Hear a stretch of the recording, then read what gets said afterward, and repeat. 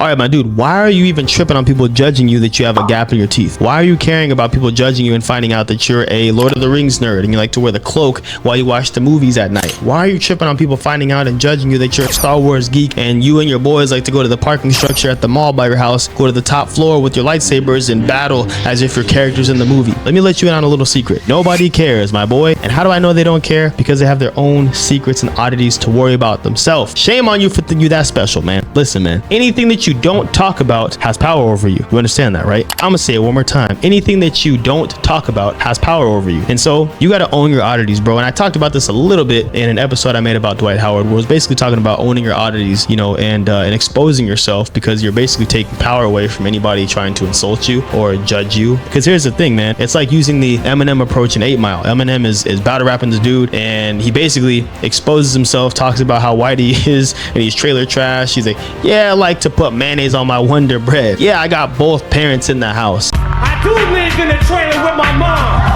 My boy Future is an Uncle Tom. I do got a dumb friend named Cheddar Bob who shoots himself in his leg with his own gun. Yeah, I like to play lacrosse. I like to listen to country music. You know what I'm saying? Like, that may or may not be how the song or the battle rap went, but it doesn't matter. He's exposing himself, right? What he did was he took an arm away from the guy he was battling. I'm a piece of fucking white trash. I say it proudly. And fuck this battle. I don't want to win. I'm outie. Here, tell these people something they don't know about me.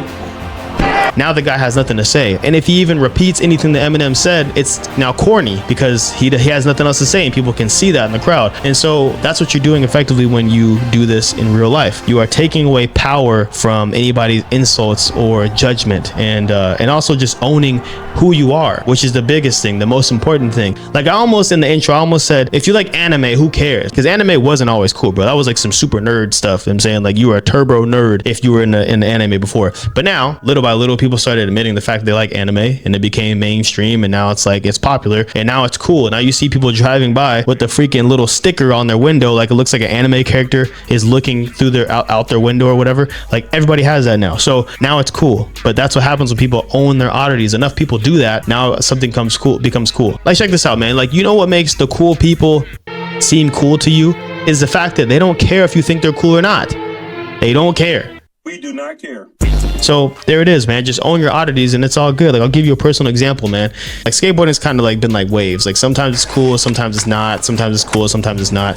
And I guess I started in a time where it wasn't really cool or popular for black people to be skating. So anyways, it was like kind of weird when I started in 2007. That's when I started skateboarding. There wasn't a lot of black skaters at the time. That was already different to be a black skateboarder, at least let my cousins tell it. You know what I'm saying? Them growing up playing basketball, football, whatever. Like, wait, you don't ball? You skateboard with the white boys? What? Word? That's odd. And so there's that. Then I have the next layer, which is being a Christian skateboarder, because traditionally skateboarders are not religious. In fact, it's a very rebellious culture and lifestyle, and they're rebelling against authority, and church and religion can be seen as authority, being able to tell you what to do, live your life this way, don't live like that. So they're rebelling against things like that. And so being a Christian skateboarder was another layer deep. And then, you know, the third layer deep was the fact that I was a straight edge black religious skateboarder. You know what I'm saying? Because in skateboarding, a lot of guys, like, I'm seeing like my homies 12, 13 years old, smoking cigarettes, getting high, smoking weed, you know, drinking at the skate park every night, like just going crazy, sipping 40s, and then going and busting an ollie flip on the hip. That's kind of what it was. And so me not doing that was kind of like, oh, I'm the oddball out. I stand up for myself all the time as far as like what I'm into, what I'm not into, right?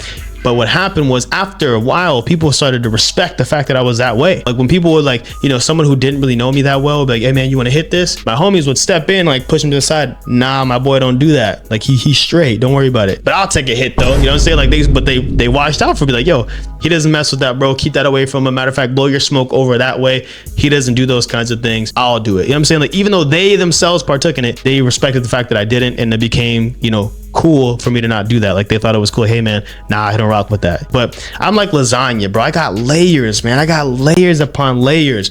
I got layers to me.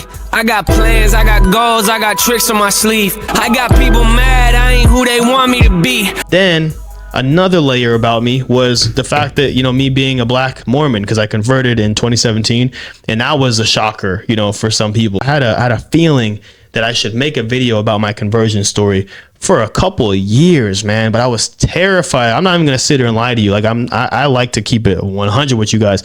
I was terrified about making a video like that because I was scared of people judging me, scared of what black people would say. You know, black people would like the Black Panthers commenting on my page, like, brother, you are lost, brother. You know what you're doing? You know you're worshiping the devil, right? That's the white man's religion, man. What's wrong with you? I was terrified of that. And so I didn't want to deal with that. So I didn't talk about it. But the thing is this, man, I finally decided to listen to that prompting that I had, made a video about it. And the video, I'm not gonna say it blew up, but it's my second most popular video on my YouTube page. Now, when you search Black Mormon on YouTube, I'm the first video that comes up. Try it out next time after you click off of this. Actually, maybe if you're subscribed, it won't count because you already subscribed. And so it's going to send my video first or show my video first. But if you go on a private browser and you search Black Mormon on YouTube, I'm the first video that pops up. And so what happened was, man, when I owned my oddities, I just exposed myself. I talked about, you know, things that they are not mainstream. They're not popular. They're not common. It ended up being, you know, I was flooded with comments of people showing me love and saying, bro, this is so awesome. I'm so glad you shared this. Thank you for sharing your story. This was hilarious. I'm sharing this with my partner, this and that, whatever. And so it ended up being a good thing, man. And so that's what happens when you own your oddities. There's a lot of good things that come out of it when you stop being scared and take the power away from the thing that you're worried about being exposed or brought to light. So anyways, man, I'm trying to keep this short. Just want to keep it funky with y'all.